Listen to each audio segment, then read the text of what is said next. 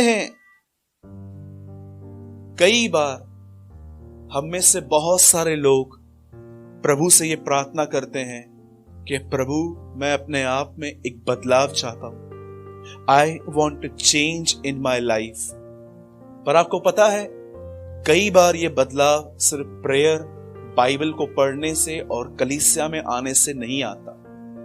इस बदलाव को आने के लिए आपको और मुझे कई बार ऐसे रास्तों से गुजरना पड़ता है जो रास्ते आपको बिल्कुल पसंद नहीं आते। आप देखते होंगे, ये एक सबसे ग्रेटेस्ट एग्जाम्पल है कि परमेश्वर इजरायलियों को जंगल में से ले आया, और जब वो उनको जंगल में से निकाल के ले आया तो लास्ट में मूसा उनको कहता है कि परमेश्वर तुम्हें जंगल में से इसलिए ले आया ताकि वो तुम्हें नम्र बनाए। मैं आपसे आज एक क्रिस्टल क्लियर बात कहता हूं, अगर आप अपने जिंदगियों में अगर ये प्रार्थना करते हैं कि प्रभु मैं थोड़ा बदलाव चाहता हूं, तो मैं आपसे कहना चाहता हूं, आप हमेशा टफ सिचुएशंस को फेस करने के लिए भी रेडी रहा करो। और यदि आप टफ सिचुएशंस को फेस नहीं करना चाहते तो मैं आपसे विनती करता हूं, आप ये प्रार्थना करना बंद कर दीजिए कि प्रभु मुझे बदलाव चाहिए। क्योंकि आप अपना टाइम वेस्ट कर रहे हो ये कह के। अच्छा होगा कि आप भी उन्हीं बिलीवर्स की कैटेगरी में आ जाइए जो खुदा से सिर्फ एक लग्जरियस लाइफ मांगते हैं। लेकिन अगर आप परमेश्वर से बदलाव चाहते हैं तो परमेश्वर कई बार आपकी जिंदगियों में ऐसी बातें अलाउ करता है जिसमें आप बहुत इनकन्वीनियंट रहते हो। वचन कहता है, एक समय था जब 3 यहूदी लड़के जिन्होंने राजा की आज्ञा को नहीं माना, उन्हें एक सजा दी गई थी बेबीलोन में, और ये सजा थी उन्हें एक आग के भट्ठे में डाला गया था। लेकिन पैटर्न देखिए उन्हें कैसे डाला गया। उनको सॉक्स पहनाए गए, उनके पैर और हाथ बांध दिए गए, उन्हें कपड़े पहनाए गए, और वचन कहता है कि उन तीनों यहूदी लड़कों को कॉल शद्रक, मेशक, अबेदनगो जब उन्हें पकड़ा गया तो आप जानते हैं वहां पर क्या हुआ। उन्होंने उसे पकड़कर सीधा उस आग में डाल दिया। और आपको पता है ये आग जो थी ये नॉर्मली नहीं, ये 7 गुना अधिक धधकाई गई थी। क्योंकि राजा को इतना गुस्सा आया था जब उन्होंने कहा था कि हम आपके सामने खड़ी हुई मूर्ति को हम लोग नहीं झुकेंगे, वी नेवर कॉम्प्रोमाइज, बिकॉज हम यहूदी हैं।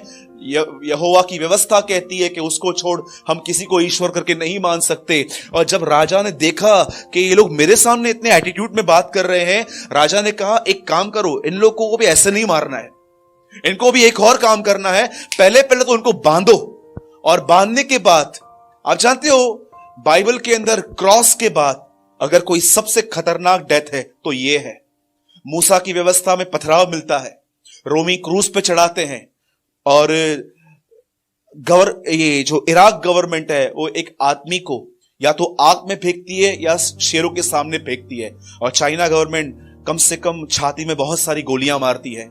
आप जानते हो ये सबसे भयंकर डेथ थी उनके लिए। आपको पता है जब उन तीनों लड़कों को कंधे पे बांधा गया, ऐसे कंधे पे रख के, क्योंकि उनके हाथ तो पैर बंधे हुए थे, वो चल तो सकते नहीं है अभी, उन्हें जब यहां पर बांध के यहां पर रखा गया और जैसे वो आग में उन्हें वहां पर फेंका गया, कुछ समय के बाद बाइबल कहती है राजा उस आग को देखने के लिए वहां पर आया। और आप जानते हो वहां पर उस आग में राजा ने एक ग्रेटेस्ट मिरेकल देखा। आप जानते हो ये मिरेकल क्या था? सब लोग कहते हैं ये मिरेकल था कि वो लोग नहीं जल रहे थे। ऐसा नहीं है। आपने बहुत साल ये सुना होगा कि वहां पर सबसे बड़ा चमत्कार ये था कि वो जल नहीं रहे थे। पर मैं आपको बताऊं, एक चीज उनके जीवन में पूरी तरह से जल चुकी थी। अब मैं आपसे एक बात पूछता हूं, वो कैसे फेंके गए थे? हाँ, बांध के फेंके गए थे, लेकिन अब वो अंदर चल रहे हैं। क्या आप जानते हैं, जैसे वो उस आग में गए एक चीज जल गई, रस्सियां।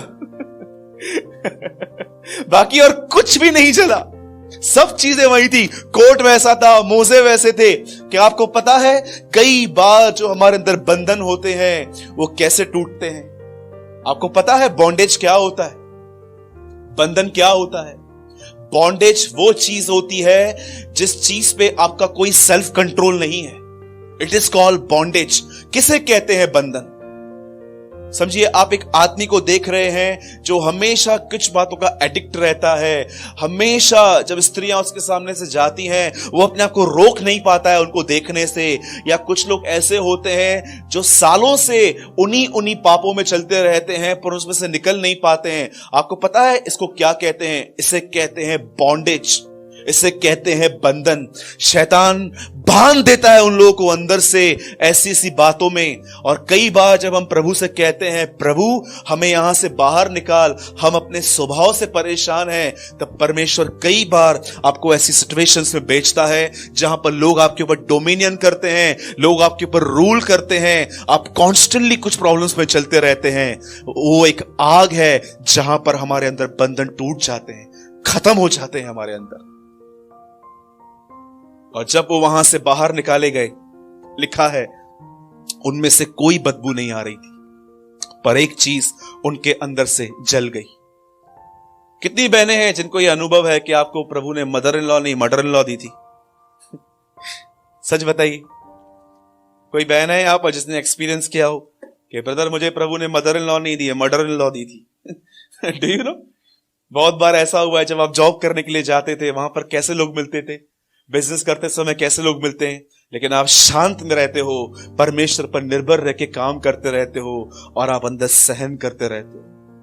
मेरे भाइयों और बहनों, मैं आज आपको इनकरेज करना चाहता हूं कि जब भी आपको परमेश्वर इस आग में ले जाए, जब आप देखो कि आप इनकन्वीनियंट लाइफ जी रहे हो, खुदा पर भरोसा रखते हुए चलते जाओ, खुदा पर भरोसा करते हुए निकलते जाओ, कुछ नहीं होगा। मैं आपको सच कहता हूं, ये आग आपको जलाएगी नहीं, ये आग आपको एक बेटर पर्सन बना देगी, वो आपको एक अच्छा इंसान बना देगी।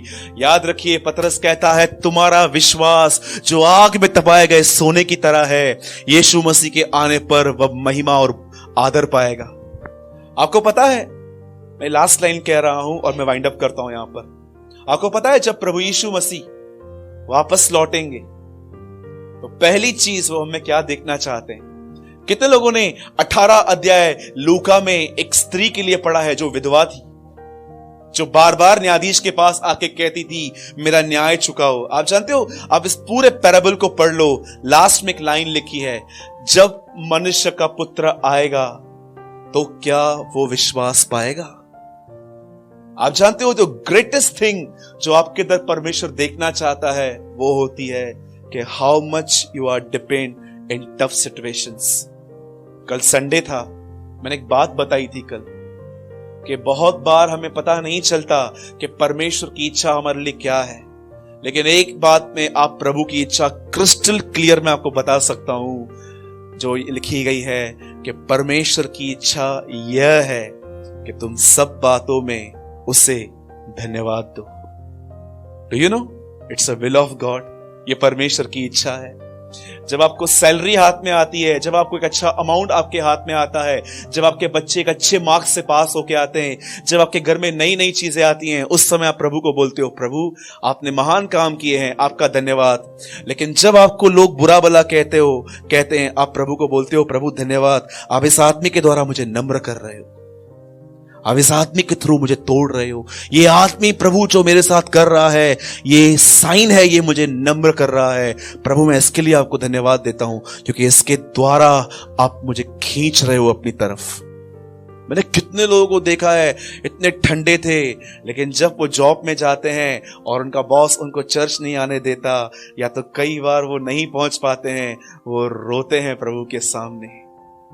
बहुत सारी चीजें, इसलिए पौलुस कहता है सब बातों में, जब तुम्हारे बच्चे सिर्फ अच्छे मार्क्स लेकर आते हैं, तुम्हारे घर में बहुत अच्छा पैसा आता है, सिर्फ उस समय नहीं, लेकिन अपनी टफ सिचुएशन में भी परमेश्वर को धन्यवाद देना सीखिए। आप जानते हो, जब आप धन्यवाद देते हो, आप परमेश्वर से जानते हो क्या कहते हो, प्रभु आपका धन्यवाद, और इनडायरेक्टली आप डेविल को बोलते हो तू मेरे लिए कितनी भी डिफिकल्टीज अरेंज क्यों ना कर, मैं अपने खुदा का शुक्र करना नहीं भूलूंगा, चाहे कुछ भी हो जाए।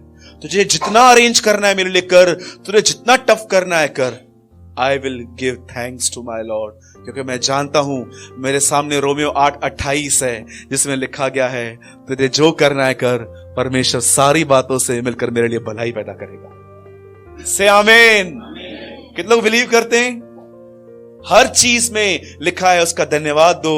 और दूसरी इच्छा यह है कि प्रभु की इच्छा यह है कि तुम पवित्र बनो, अर्थात व्यभिचार से बचे रहो।